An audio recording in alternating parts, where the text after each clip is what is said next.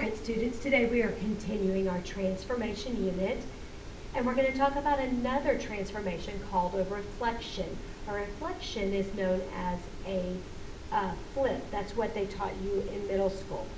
And we're just going to take that knowledge a little bit deeper. Here we've got a vocabulary term, and this vocab definition says a line also known as the mirror line.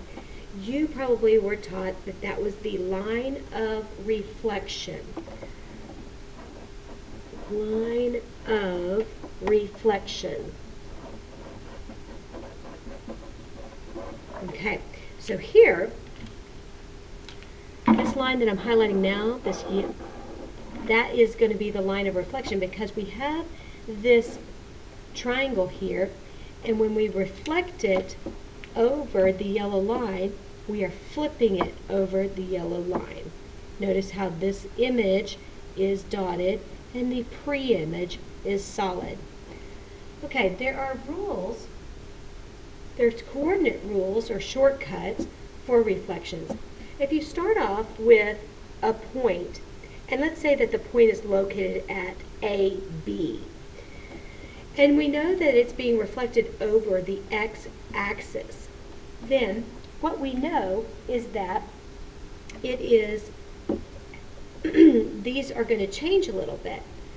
Well, if you reflect it over the x-axis, which is this one, flip it this way, notice how the x's would stay the same, but the y's would change. So here, this would stay A, this would be A,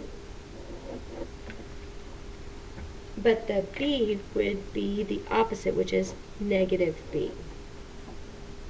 Okay, now here, if we start off with a point AB and it is reflected over the y-axis, the yellow line here would represent the y-axis. So notice how the x's are still above the x-axis, but in other words, the x's would change. One's on this side, the other one's on this side. So over here they're positive, over here they're negative. So this would be negative A, but the B's are still above the x-axis, so they don't change, so that's going to be B. Now here, if AB is reflected in the line y equals x, the line y equals x, that's where the slope is 1, so it's up 1 over 1, up 1 over 1, up 1 over 1. So this really is, if you're going to put it in slope-intercept form, that's going to be y equals 1x plus 0, meaning it goes through the origin and the slope is 1. So that line is the one that goes from the catty corner like this through the origin. And when we see that, we are just going to flip the A and the B. So here, the value of B would be would become the x coordinate, and the value of A would become the y coordinate. Right? This is like y equals negative 1x plus 0. So it goes through the origin still, but this is down 1 over 1. So this would be this way. Right? So on that one, we're going to flip the A and the B, but they're both going to be the opposite. So that's going to be negative B, and this will be negative A. So these are just shortcuts or rules. Again, we have a theorem that says that, the reflection theorem says that if we reflect an object, it is not going to change the size or the shape, so therefore a reflection is isometry. So that means that this triangle will be congruent to this triangle, even if it is reflected. Okay? Now, next page.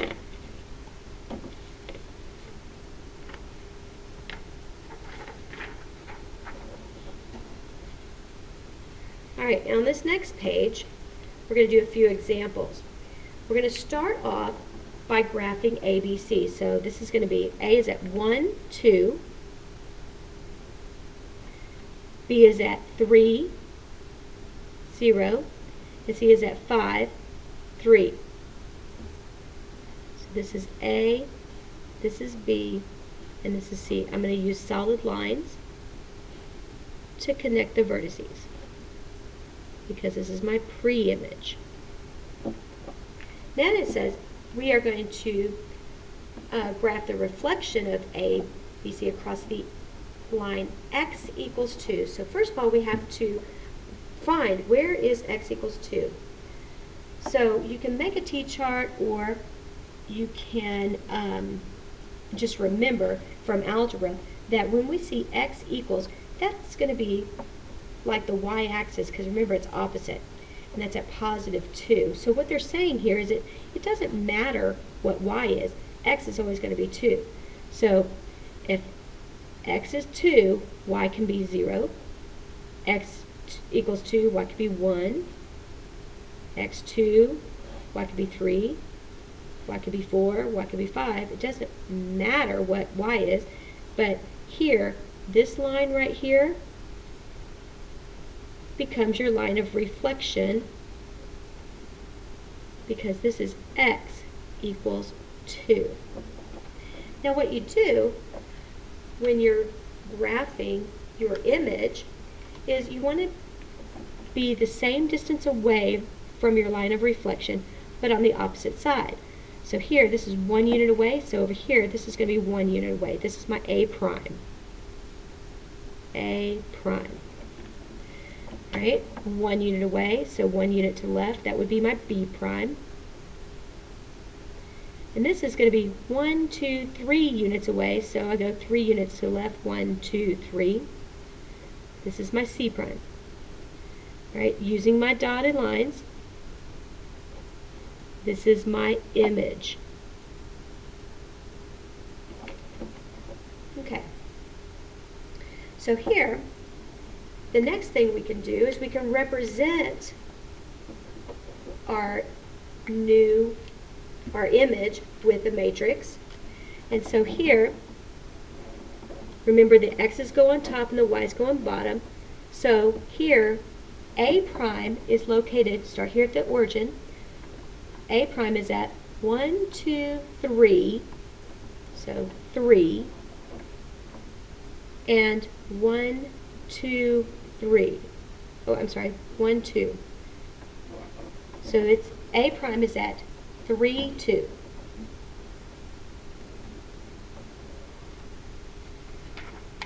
B prime is down here, so that's at, here's our origin right here. Remember this one, don't go back to this. Our origin is right here. So that's going to be 1, 0. Our C prime, there's our origin. Our C prime is going to be left 1, up 3. So there's my matrix that represents my image. Okay, next, I'm going to start off with the exact same triangle. Notice how the vertices are the same, so the exact same triangle. 1, 2, 3, 0, and 5, 3. Okay, so there's my triangle. A, B, and C. And now I've got to find the line y equals 3. Well, if x is going to look like the y-axis, then the y is going to look like the x-axis. So y equals 3, that's going to be positive 3. 1, 2, 3. So we're talking about this being our line of reflection. And this is line y equals 3. Okay, so here, A is 1 unit away from our line of reflection, so it's 1 unit below, so we need to go 1 unit above. There's my A prime. B is going to be 1, 2, 3 units away from my line of reflection, so 3 units below, so I need to go 3 units above. And C is on the line of reflection, so it doesn't move, so it has to stay there. So C prime doesn't move. Make sure this is dotted. And there is my transformation. It's my reflection. So my matrix of my image, A prime is going to be at 1, 4. B prime is going to be at 3, 6. And C prime is going to be at the same location, which is 5, 3.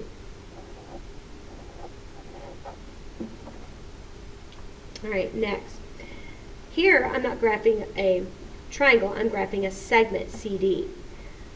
Okay, so here, C is at point -2, +2. So there's my C. My D is at 1, 2. There's my D. So right there, that happens to be my segment CD.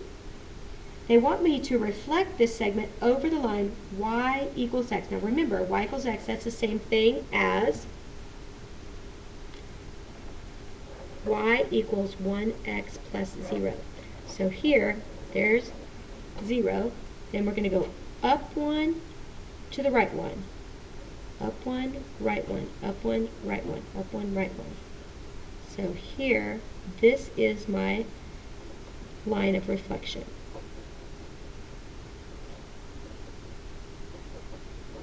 This is the line y equals x. Okay, when you're doing these, you want to look at it as how close can I get to the line? And you're going to look at the diagonals, because here's a square, and you're going to go from one diagonal, from one side to the other of the square, but diagonally. Okay, so here, the distance from point D to the line is going to be a half of a square, like a half of a diagonal. So you're going to go half diagonal on this side, and that's going to be D prime. This one here, that's going to be 2 diagonals away, so you need to go 2 diagonals away. There's your C prime. And make sure this one's dotted. Alright, this only has 2 points, so my matrix is only going to be a 2 by 2. So therefore, my C goes first and my D, because they're in alphabetical order, so C would be at 2, -2. My D prime is going to be at 2, 1. And there is my matrix of my new image. Alright, next, we're going to do the exact same segment. So here at 2, 2, -2, 2, there's my C. And 1, 2, there's my D. There's my pre-image. But this time, it's going to be reflected over y equals -x. So remember, that's the same thing as y equals -x plus 0. So we're going to start here at 0. It's going to go down 1, right 1, down 1, right 1, down 1, right 1, like this. Or it could go up 1, but it would have to go left. Up 1, left, up 1, left. So this right here is my line of reflection that we call y equals -x. Again, you're going to count the diagonals. C doesn't move because it's actually on the line of reflection. But if you look at D, to get over to the line, it's going to be 1 diagonal and a half. So you need to go this way, so it's going to be half and then 1. So this is where your D prime should be. So C stays the same, C prime, and then make sure that's dotted.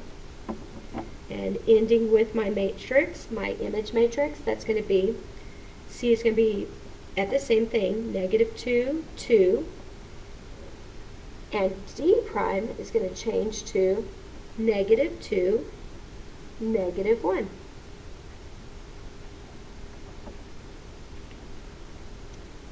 Okay, so the next page is check for understanding, and it is exactly like the ones we did before, except for they already graphed the pre-image for you. What you have to do is Draw the reflection according to the line of reflection. List the new points. State the new coordinates of each vertex. Then I want you to write a matrix that reflects the pre-image and the image. So there's two matrices that go here. One for the original, which is the pre-image, and one for the image, which is the transformation. Okay, so you need to have this completely done in order to get credit for your notes. And that is it, folks, for notes 9.3.